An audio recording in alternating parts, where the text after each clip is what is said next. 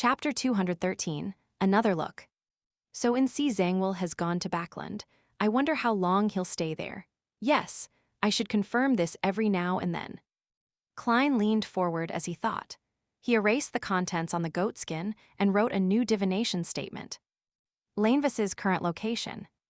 From his point of view, the person that caused the captain and him to nearly die was undoubtedly NC Zangwill, but the lunatic Lainvis was definitely an accomplice who cannot shirk from the responsibility. He had to pay the price in blood. After reciting the statement 7 times, Klein once again entered the dream. But the scene that appeared after the foggy world shattered was the same as the one he had seen before. A wide, slightly murky river, countless piers and buildings. The buildings were primarily in the present lone architectural style, some a little more Gothic.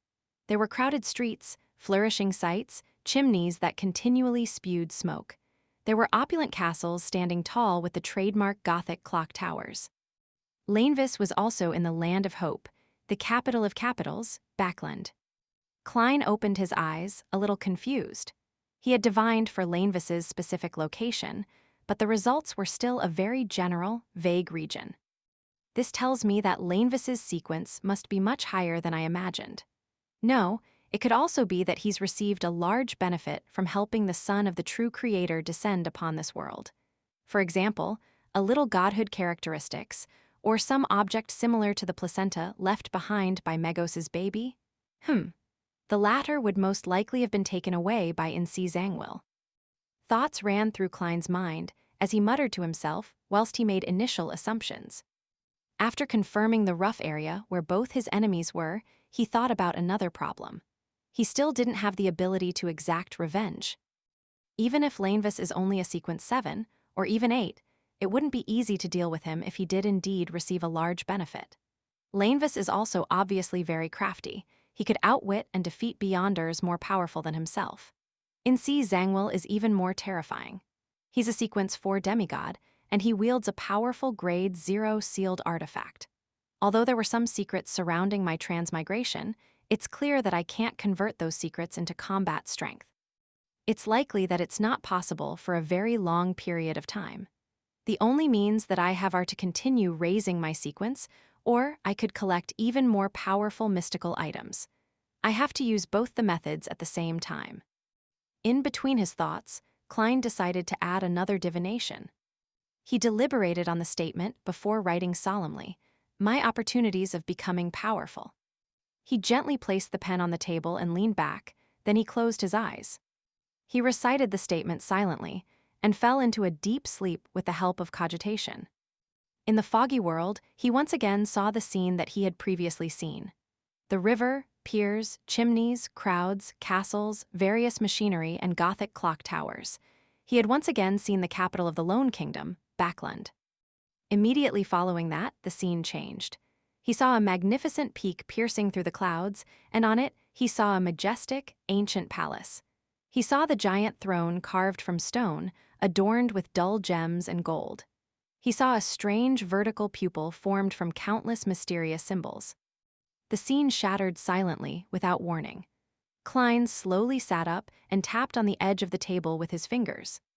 Backland contains the opportunities for me to become powerful. Does the second scene refer to the main peak of the Hornisus mountain range, the treasures left behind by the Antigonus family? The strange vertical pupil, formed by countless mysterious symbols, which the misfortune cloth puppet conveyed to me through the corruption from the Antigonus family's notebook, is the key to beginning all of this. Many thoughts flashed through his mind. Klein decided that he was in no rush to visit the Hornisus mountain range. Even a sequence 4 demigod might not be able to deal with the dangers that resided there. I guess I'll head to Backland first. Klein sighed and made a decision. He enveloped himself with spirituality and stimulated a descent, exiting the mysterious space above the gray fog. When he returned to the material world, he slowly walked out of his hiding spot towards Dunsmith's grave. He stared deeply at the picture and epitaph. Klein slowly drew a crimson moon on his chest and walked out of the cemetery. As a former nighthawk, a nighthawk who had to regularly patrol Raphael Cemetery, He was quite familiar with the routes of the guards, as well as its surroundings. He managed to leave the cemetery easily, without causing any alarm. He followed the gravel road into Tingen, using the shade of the trees as cover. The night was peaceful, and the moon was ever so dreamy. Klein walked alone, his thoughts running wild and unbridled. He sometimes considered his plan for revenge, sometimes thinking back to the times he spent with the captain, sometimes recalling old Neil's hidden grief beneath his humorous facade. Unknowingly, Klein had entered the nearest street like a wandering ghost, making his way past turn after turn. It was 2 hours later, when he freed himself from that state and regained complete control of his thoughts. He realized that he was standing on Daffodil Street. Opposite him was the house he shared with his brother and sister. Instinctively, Klein had returned here. He took a step forward with clear joy, but suddenly paused. He let out a bitter smile and muttered with a self-deprecating tone, "If I went up and knocked on the door, Melissa might faint from shock. Benson would be so nervous his hair would start to drop. He would then try his best to calmly convince me in the name of a curly-haired baboon." Shaking his head, Klein stared at the familiar door for a while before heading towards Iron Cross Street. "This is fine too, this is fine too. The things that I do in the future will not implicate them.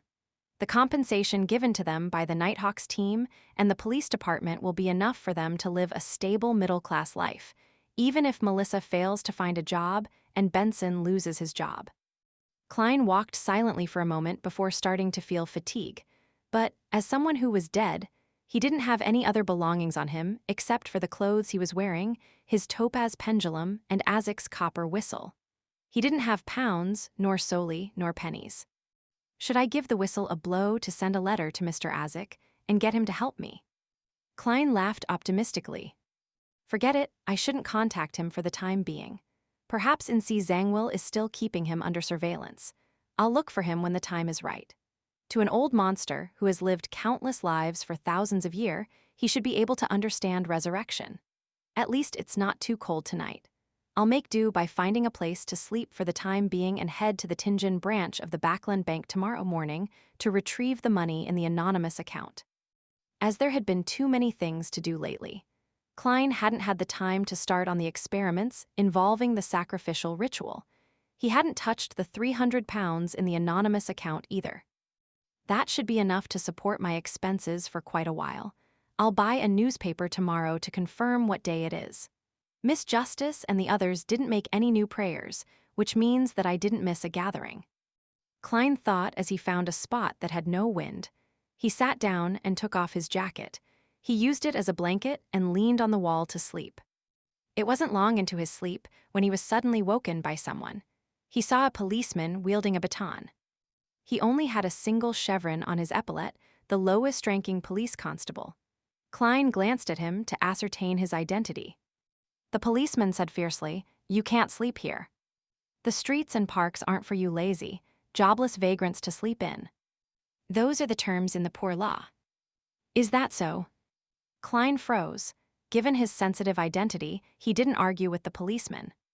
He grabbed his jacket and continued walking until daybreak. Soon after, he lowered his head and entered the Tingen branch of the Backland Bank. He took out 200 pounds with the password he had set, leaving behind a third of the money as savings in case of any emergencies. Without a doubt, Klein heard prayers when he wrote the password in ancient Hermes.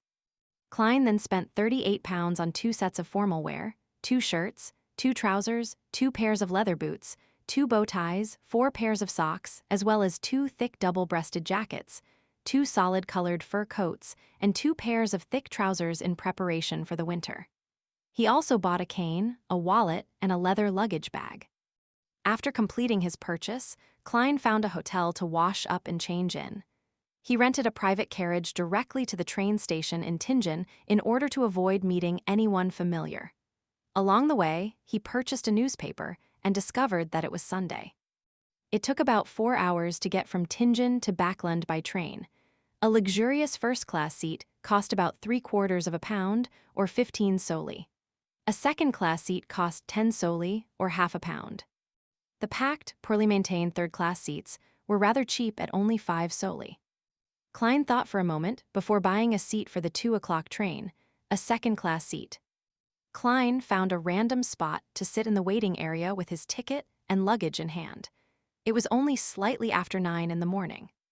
He was happy that the Lone Kingdom didn't have a strict census. He could prove his identity just by using the water and gas bills, as well as his rent for the past 3 months. Purchasing a train ticket was even easier, as all he needed was money. Klein suddenly had an empty feeling in his heart as he was sitting there, thinking about how he was about to leave for Backlund from Tingen in the afternoon. He thought about his sister, who always gave him a motherly vibe. He thought about his brother, who liked to crack cold jokes. He thought about how they would fill their stomachs up so much that they wouldn't feel like moving. Recalling these scenes, Klein suddenly laughed. He laughed bitterly, for he thought about the tortoise that Melissa called a puppet, as well as Benson's pitiful hairline. He suddenly had a strong urge. He wanted to see his siblings again. At this moment, Klein suddenly realized why he hadn't picked an earlier train, but instead bought a ticket for the 2 o'clock train. He carried his luggage and left the waiting area quickly, taking a rented carriage back to Daffodil Street. He then hid in a shady area on the opposite side and looked at the door to his house. There were many times when he felt like heading over, but he couldn't bring himself to cross the wide street. Klein looked across the road in a daze, suddenly having a feeling of homelessness. He'd had a similar feeling when he had just transmigrated. Suddenly, he saw the door to the house open as Melissa and Benson came out. Melissa was wearing a black dress and black veiled hat. Benson was in a shirt, vest, trousers, coat, and hat, all in black. They both had numb, sullen expressions. Melissa has become skinnier. Why is Benson so haggard? Klein's heart winced in pain. He opened his mouth but couldn't shout out their names. Without realizing it, he followed Benson and Melissa to the nearest municipal square. He saw that tents had been erected there again. A new circus troupe was in town for a performance. Benson took out some money and purchased the entrance tickets and led Melissa into the circus. He forced a smile. This circus troupe is very famous. Melissa nodded without expression. Okay. Suddenly, she slipped and almost fell. Klein, who was also buying a ticket, opened his mouth. He wanted to help his sister, but he could only retract the hand he had instinctively extended and stood helplessly in the busy crowd. Benson jumped in fright, but he was too late to help. However, Melissa quickly steadied herself. She puckered her lips and said nothing. At this moment, clowns swarmed forward, some performing balancing acts on wheels or large rubber balls, others tossing countless tennis balls into the air, then ridiculously catching every one of them. Melissa seemed to disregard the clowns as she looked at the performance. Benson tried to lift his sister's spirits by cheering, but he didn't succeed. He slowly turned sullen too. Klein puckered his lips tightly as he watched this scene from afar. He wanted to approach them, but he didn't dare to.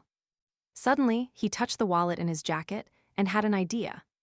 Benson and Melissa continued walking forward, silently watching the various performances. Some time later, they saw a clown running towards them. His face was painted in colorful pastels. At first, he threw a tennis ball into the air, and while the attention of the surrounding people was drawn to the air, he conjured a flower out of thin air. It was a Seville chrysanthemum. The clown brought the flower before Melissa and Benson. The flower was golden in color and symbolized happiness. Melissa and Benson looked at the clown in a daze. All they saw was a wide smile plastered over the pastel face. It was a happy smile, an exaggerated smile, a ridiculous smile.